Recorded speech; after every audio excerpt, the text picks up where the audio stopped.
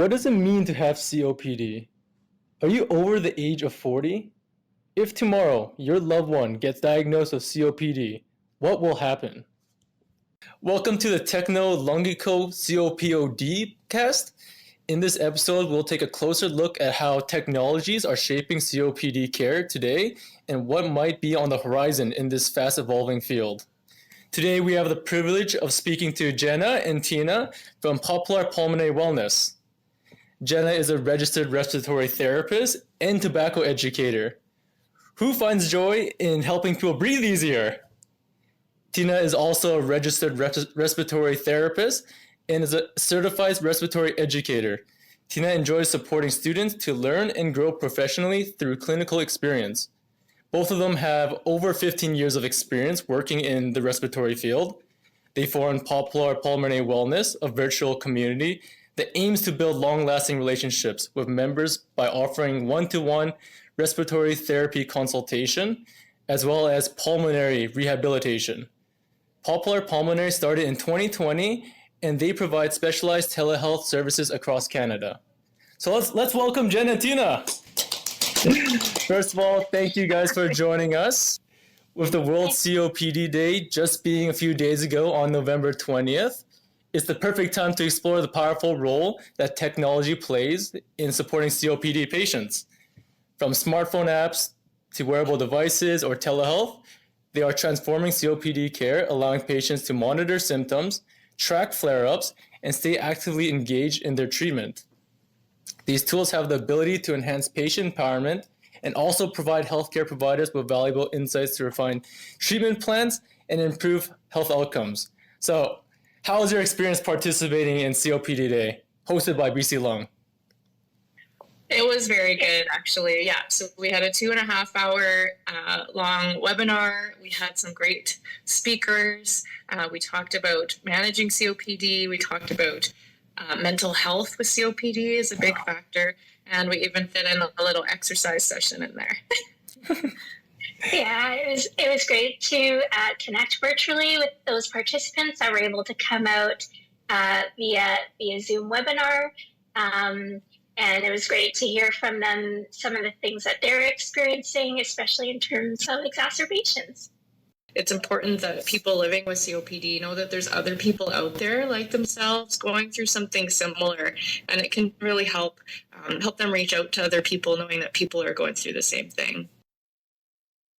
I mean, that's great to hear. Like, we would have attended, but unfortunately, we had class during that time. So, like, maybe next year.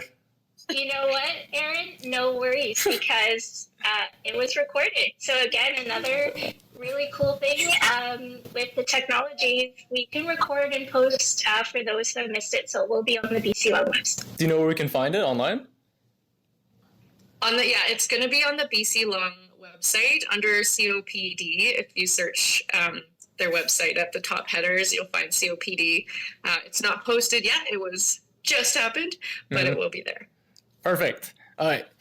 So the first question, as Popular Pulmonary Wellness works with various techniques and tools to help alleviate COPD symptoms, we're kind of curious to hear what are the most promising digital health tools currently available for COPD management, and how has Popular Pulmonary Wellness leveraged these digital health tools to enhance COPD care? I would say the most common tool that is being used these days for COPD management is Zoom. So we're able to provide a lot of education and have that even one-to-one interaction or small group interaction with clients from Zoom. And one thing that really promoted that is actually the pandemic. And so people with COPD are usually in an older age group, 60s and 70s or older. And before the pandemic, they weren't very familiar with Zoom and using these tools. And now we find that they are. They've learned these new skills and they're much more comfortable using Zoom and connecting with people that way. And people with COPD who are at risk of catching things by being in close proximity to other people, we're finding that they actually feel more comfortable connecting with a larger audience over Zoom. And so that's something that Poplar Pulmonary Wellness has really taken advantage of. So we specifically chose Zoom as one of our platforms to use because people are more familiar with it. So it makes it more accessible to them. And then we also use other technologies that allow people to interact in a way that's on their own terms. So like messaging systems and whatnot to build our community. So I just want to reiterate this. So you said because of the pandemic, more people are getting comfortable with Zoom, right? So are there a lot of like patients that are coming from internationally that are contacting pulmonary wellness for COPD management? So far, we've been targeting BC to start. Yeah, so we are a fairly new company out there, and this is where we live, and these are the people that we wanted to reach out to first. So most people are coming from BC, but not all people across the country are finding us. So we have people in other provinces that have reached out as well. Yep. Okay. And then in terms of our social media, so we've been using social media to provide a lot of education. And when we look at where people are coming from, on our YouTube site or other social media channels, they are coming from worldwide, different areas. So that's pretty neat. So we understand that this is still a growing field. So we're kind of fascinated to see how these advancements will change in the near future. So this brings us to our next question. How do you think telehealth played a role in the COPD care, especially for patients who are unable to attend in-person sessions due to mobility or geographic barriers? Yeah, telehealth played a huge role, and part of our mission as Poplar is to break down some of these healthcare gaps. And one of the biggest gaps we found were those living in remote communities. So a lot of COPD care, if we think of just specifically, let's say pulmonary rehab, is often in large urban centers or in hospitals. So there are so many people out there living with COPD that just don't have access because of the geographic barriers. And then along with that come other barriers like costs, whether that's costs for traveling to these urban centers. So we were really keen to make sure that our programs could really reach people. And telehealth is absolutely first and foremost in Poplar's mind. And all of our programming is online. Would you say telehealth is like an upcoming method for taking care of COPD patients with mobility issues, or would you say it's been out there for a long time? I feel like it's still coming into fruition. So telehealth as a concept has been around for a while, but don't want to keep bringing up the pandemic, but that really did help facilitate that, and there's been more money put there and more resources. One thing that's really come out of that too is the research that's been done on telehealth as a way to provide care compared to in-person. And so people are comparing the two and they want to know, is telehealth just as good or not? And what we know, because of all of this research that's come out just after the pandemic, is that we can provide pulmonary rehabilitation online and it's just as effective as in person. So that means people can receive the same type of care, the same quality of care, and expect the same outcomes from a virtual service. That brings us to my next question. So we're curious to discuss alongside this topic the applications of technology in older adults with COPD. Do you think, in consideration of older patients, that emergent technologies such as pulse oximeters or other wearable monitoring devices are transforming the management of COPD flare-ups and long-term rehabilitation for patients? Let's say in terms of accessibility and patient engagement. The tools that can be used to help in COPD management can be really simple, and a pulse oximeter is a great example of that. Very accessible for clients to purchase one from their local pharmacies, or if they sign up for our pulmonary rehab program, for example, they get one shipped to them in the mail. We can teach them how to use these devices properly to ensure that the numbers that they see are valid and accurate. And then we teach them the tools to use those numbers to help gauge their activity. So when we think of those living with COPD who are living with this disease for decades, a really simple tool like the pulse oximeter can help them through their whole trajectory and keep them active at an intensity that will have benefits to their health outcomes. It's a portable, easy device to use. As well, we hear from our clients, they show up to our classes with their digital devices on their wrists, like their Fitbits or Apple Watches. And so that technology has really come along.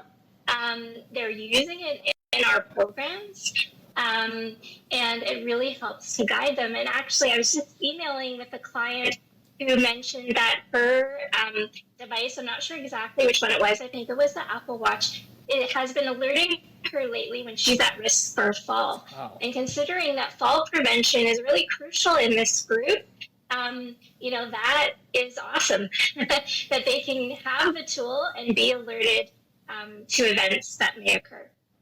So to follow up with that, compared to the younger generation, what are your thoughts on technological effectiveness for older patients? How would Poplar cater towards older adults or seniors that struggle with technological literacy? Yeah, that's a great question. And actually, as we were starting up this company just before the pandemic and, doing a little market research and getting opinions about providing services online, people said, you know what, people don't want to connect this way. They don't want to use the tools. And now we're finding that that's not true at all. People are very willing to use the tools. With the older population, though, they didn't work with those when they were in their working years, right? So it's new and it can be intimidating. And I found that spending a little bit of time up front with those people and really guiding them through step by step, taking that time, you're on the phone with them, you're walking them through, click here, look for this, click there, and it makes them feel comfortable as long as they feel supported. So they know that they can get help. We have our phone number out there. They'll call us if they're having trouble connecting, and we walk them through it. And just feeling that they're supported really helps.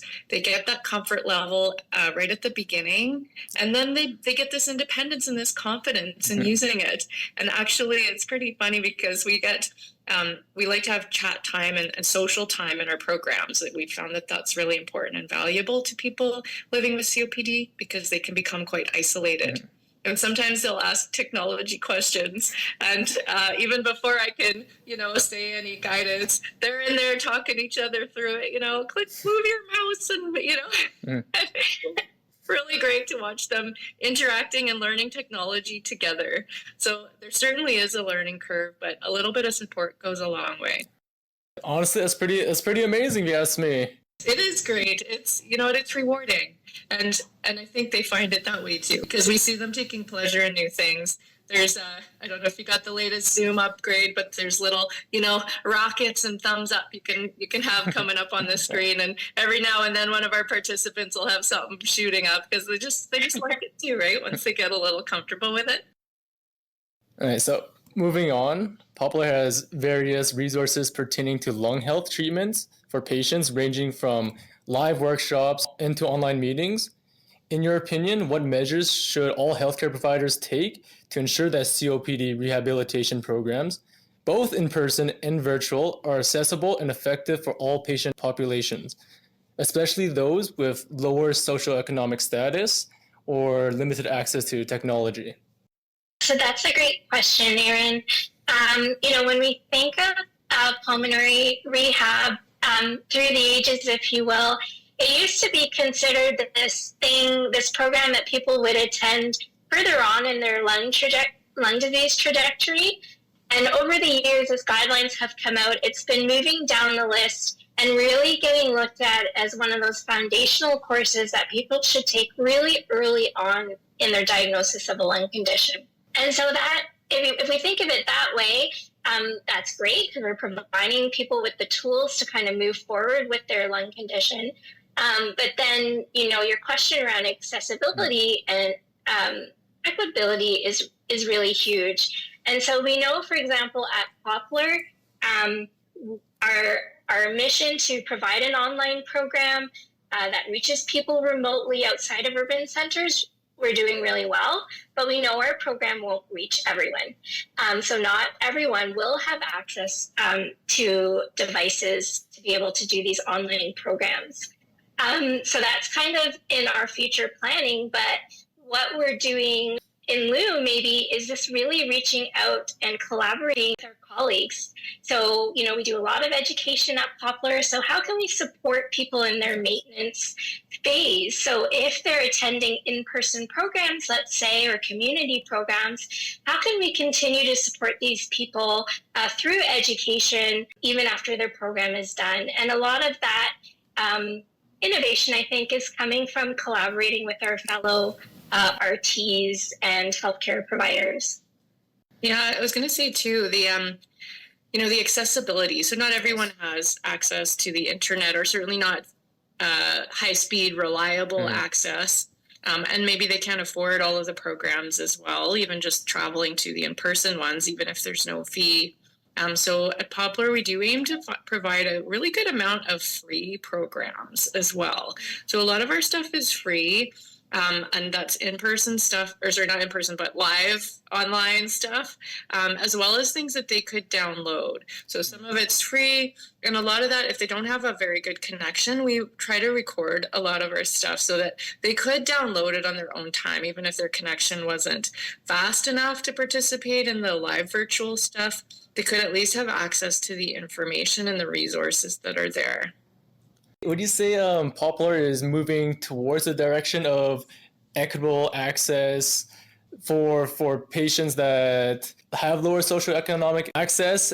You know what? I think what they're trying to get at too is, you know what, we want to provide good care for everybody in Canada who's living with COPD. And so far, the last official study that was done in Canada about pulmonary rehabilitation programs, that was back in 2015. Unfortunately, that's the last data that we have.